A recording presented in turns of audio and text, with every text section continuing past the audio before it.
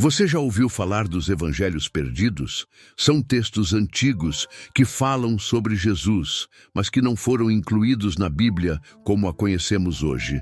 Esses escritos, também chamados de Evangelhos apócrifos, foram descobertos ao longo dos séculos, especialmente em achados arqueológicos, como a famosa biblioteca de Nag Hammadi, no Egito, em 1945. Mas por que esses textos não estão na Bíblia? Será que contém segredos ocultos sobre Jesus? Os Evangelhos perdidos são documentos escritos entre os séculos I e IV d.C., período em que várias comunidades cristãs ainda estavam se organizando e tentando entender a mensagem de Cristo. Diferente dos 4 evangelhos canônicos, Mateus, Marcos, Lucas e João, esses textos apresentam versões alternativas dos ensinamentos de Jesus, muitas vezes com uma abordagem mais mística ou filosófica. Alguns enfatizam diálogos secretos, como o Evangelho de Tomé, enquanto outros mostram perspectivas controversas, como o Evangelho de Judas. A maioria desses evangelhos foi considerada herética pela igreja primitiva, principalmente porque trazia interpretações diferentes da doutrina oficial. Alguns foram escritos por grupos gnósticos, uma vertente do cristianismo primitivo que acreditava que o conhecimento secreto, gnosis, era a chave para a salvação. Isso entrava em conflito com a fé cristã tradicional, que enfatiza a graça e a fé como caminho para Deus. Além disso, muitos desses textos foram esquecidos ou destruídos devido a perseguições religiosas e disputas dentro do próprio cristianismo. No entanto, sua redescoberta nos tempos modernos tem provocado debates intensos sobre o que realmente sabemos sobre a história de Jesus e como a Bíblia foi formada. Mas se existiam tantos evangelhos diferentes, por que apenas 4 foram escolhidos para fazer parte do Novo Testamento? Quem decidiu isso?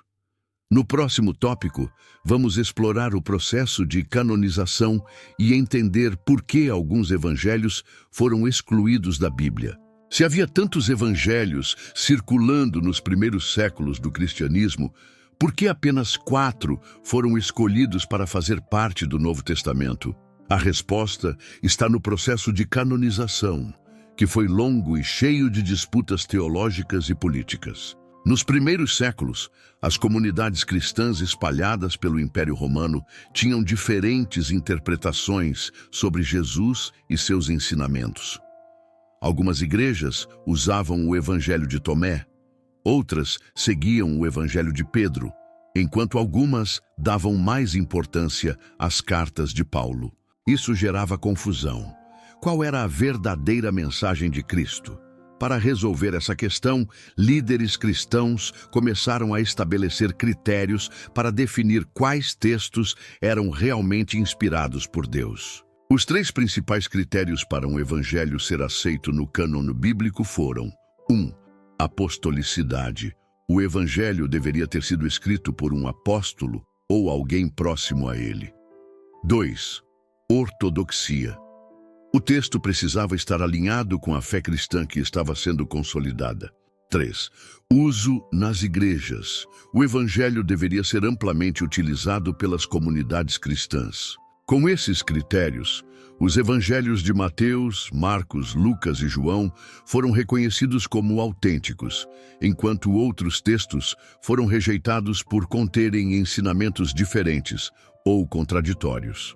Por exemplo, o Evangelho de Judas apresenta Judas Iscariotes como um herói, enquanto o Evangelho de Maria Madalena sugere que Maria tinha um papel de destaque entre os discípulos, o que não era bem aceito na cultura da época. Outro fator importante foi o contexto político.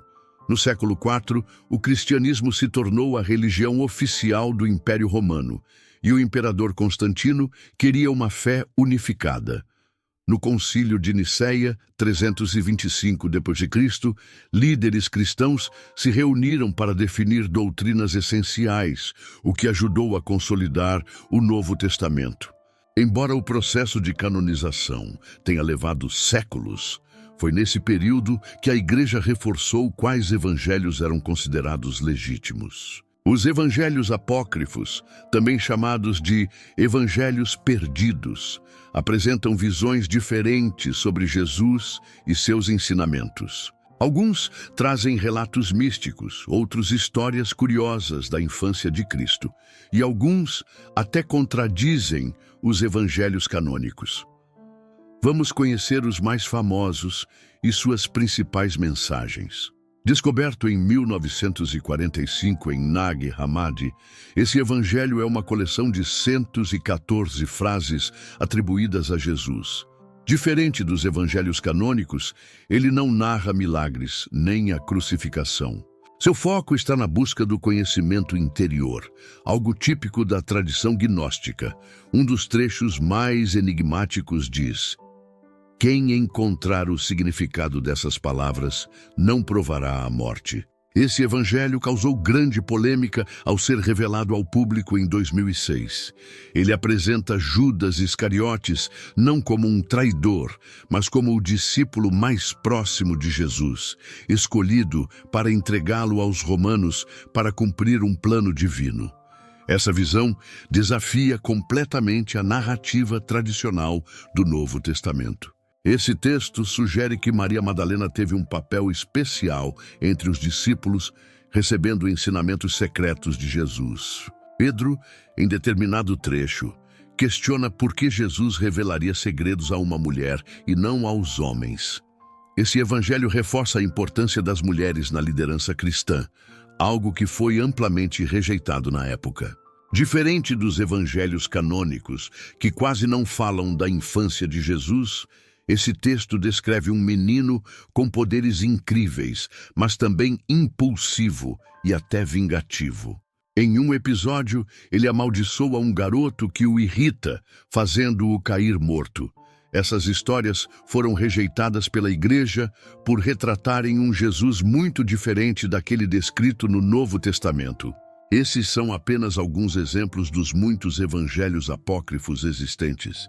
Mas será que esses textos nos revelam algo novo sobre Jesus? Os evangelhos apócrifos nos mostram uma visão diferente de Jesus, muitas vezes divergindo da narrativa dos evangelhos canônicos. Mas será que esses textos revelam algo novo ou apenas refletem interpretações alternativas da época? Uma das principais diferenças é que alguns desses evangelhos retratam Jesus mais como um mestre de sabedoria secreta do que como o Filho de Deus enviado para morrer pelos pecados da humanidade. No Evangelho de Tomé, por exemplo, Jesus ensina que o reino de Deus não é um local físico, mas algo que deve ser descoberto dentro de cada pessoa. Isso está muito alinhado com o pensamento gnóstico, que valorizava o conhecimento espiritual como caminho para a salvação. Outro ponto controverso é a relação de Jesus com seus discípulos. No Evangelho de Maria Madalena, ele confia ensinamentos secretos a Maria, algo que causa inveja entre os outros discípulos, especialmente Pedro. Isso levanta a questão: será que Maria Madalena teve um papel mais importante no ministério de Jesus do que o que é descrito na Bíblia?